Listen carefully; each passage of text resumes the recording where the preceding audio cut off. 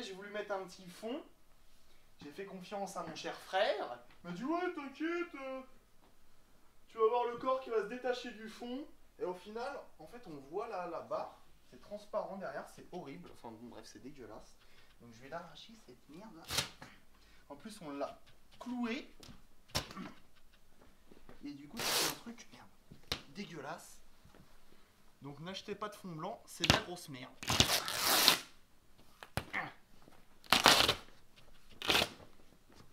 Voilà. Voilà. Hop là.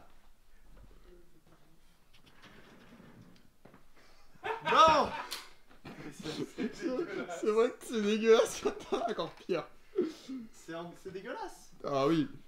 Non. Franchement, je trouve ça. Non, en vrai, c'est stylé. Dites-moi ce que vous en pensez dans les commentaires.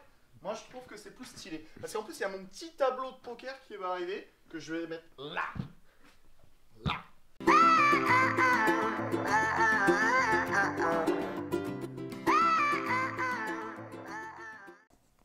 Salut à tous, j'espère que vous allez bien, c'est X-Value. On se retrouve pour une nouvelle vidéo et aujourd'hui, on va parler du pusher fold. Alors en fait, le pusher fold, ça va être une situation où on va faire tapis, où on va se coucher. En fait, ça va se passer en dessous de 12 blindes. Vous pouvez même prendre un petit peu plus large, 13, 14, ça c'est en fonction de vous, ou un petit peu moins. Mais je vous conseille en moyenne d'être à 12 blindes pour faire tapis ou vous coucher. Donc dans cette vidéo, je vais vous montrer avec quelle main faire tapis. Évidemment, c'est des tableaux qu'il va falloir apprendre par cœur. Ce n'est pas moi qui les ai créés, hein, c'est des mathématiciens connus. D'ailleurs, j'ai déjà fait une vidéo sur John Nash, donc c'est lui qui a fait certains tableaux, voire tous. Ne vous inquiétez pas, je vais vous mettre tous les tableaux dans la description. Je vous conseille vraiment de les apprendre par cœur, ça va être hyper utile.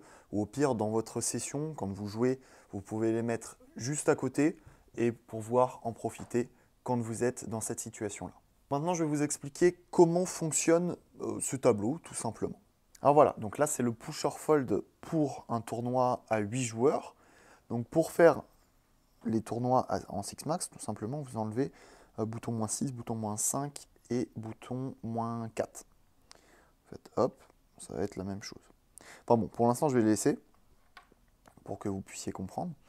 Donc en fait, comment marche ce tableau? Tout simplement, vous allez vous mettre, quand vous avez moins de 12 blindes, donc si vous en avez 10, vous allez vous mettre par rapport à votre position, donc que ce soit en small blind, en bouton, cut-off, hijack et UTG pour le Six Max. Après, ça va être, là, du coup, ça va être UTG plus 2, plus 1, UTG pour les joueurs à 8. Mais on va se concentrer que sur le Six Max pour l'instant.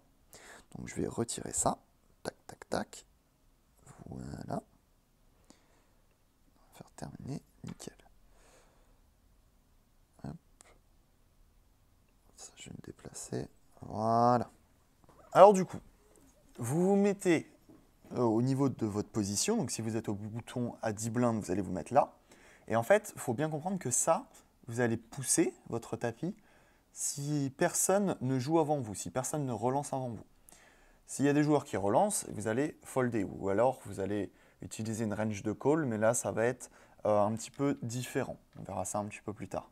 Mais pour l'instant, il faut que vous vous dites que tout simplement, si personne ne joue avant moi, je fais tapis avec ces mains-là. Donc, encore une fois, on va se mettre au cut-off, 8 blindes. Je pousse de 2+, donc de 2+, ça comprend paire de 2 jusqu'à paire d'as, évidemment. Donc paire de 2, paire de 3, paire de 4, paire de 5, paire de 6, etc. As-6, donc As-6, ça va être tous les as, tout simplement. Là, il n'y a rien à comprendre. Tous les as, vous allez mettre tapis.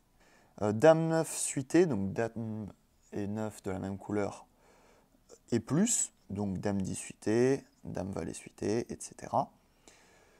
Dame Valet off, donc et plus, toujours, Valet 9 suité et plus, 10 et 8 suité, 9 et 8 suité, 8 et 7 suité. Donc vous voyez, si on prend ces tableaux, en fait, on se rend compte qu'on fait tapis avec beaucoup de mains quand même. Là, en fait, vous voyez les pourcentages en haut à gauche, à chaque fois des petites cases, ça va être tout simplement le pourcentage de mains avec lesquelles on va faire tapis. Donc vous voyez qu'à 8 blindes, on fait quand même tapis avec presque 30% des mains. Au cut-off, hein, je parle. Après, au bouton, on va encore augmenté et en small blind encore augmenté. Après, sur ce tableau, il n'y a pas la big blind, parce que la big blind, évidemment, on va toujours relancer avant vous, sauf s'il y a des joueurs qui limp, mais là, ça va être encore d'autres stratégies. Pour l'instant, on va se concentrer uniquement sur ce tableau. Voilà, donc après, ce tableau, il concerne uniquement les tournois sans ante. Donc vous savez, les ante, ça va être les mises obligatoires que tous les joueurs vont mettre. En général, c'est un pourcentage de la big blind qu'on va ajouter au pot. Donc quand vous avez des ante, il va falloir encore plus élargir ces ranges, tout simplement parce qu'il y a plus à gagner dans le pot. Donc voilà, ici on se retrouve dans les ranges avec 10% d'ante.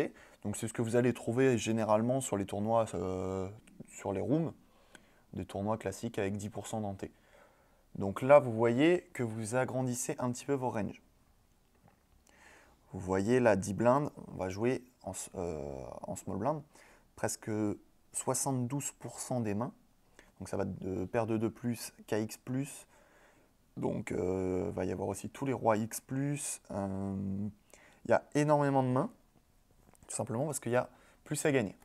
Après, vous voyez ici, on se retrouve encore avec 20% d'ante. Donc là, vous allez agrandir encore plus vos ranges. Et vous voyez, vous ne pensez pas forcément en small blind à relancer à tapis 4-2 suité, même 5 et 4 off.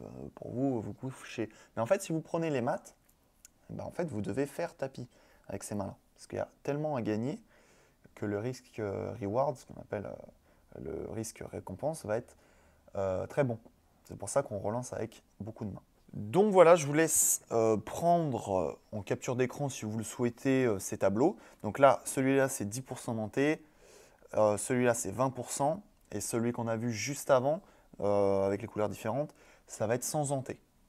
Après, je vous donnerai les tableaux dans la description.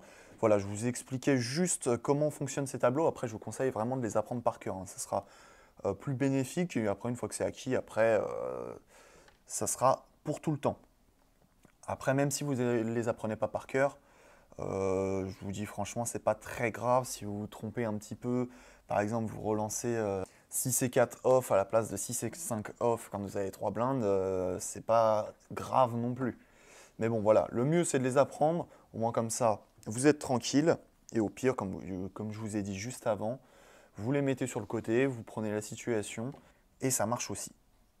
Donc voilà, n'oubliez pas, jouer en fonction de votre position. Quand vous êtes à 6 joueurs, vous enlevez -6, -5, -4. Ces tableaux sont considérés efficaces quand personne relance avant vous. Donc si quelqu'un relance avant vous, vous foldez ou alors vous faites une range de call qu'on verra un petit peu plus tard. Voilà, j'espère que cette petite vidéo vous a plu. N'hésitez pas à mettre un commentaire si c'est le cas, à mettre un petit pouce bleu et surtout à vous abonner à la chaîne. C'est très important. Je vous mets tout dans la description et je vous dis à très vite pour une nouvelle vidéo poker.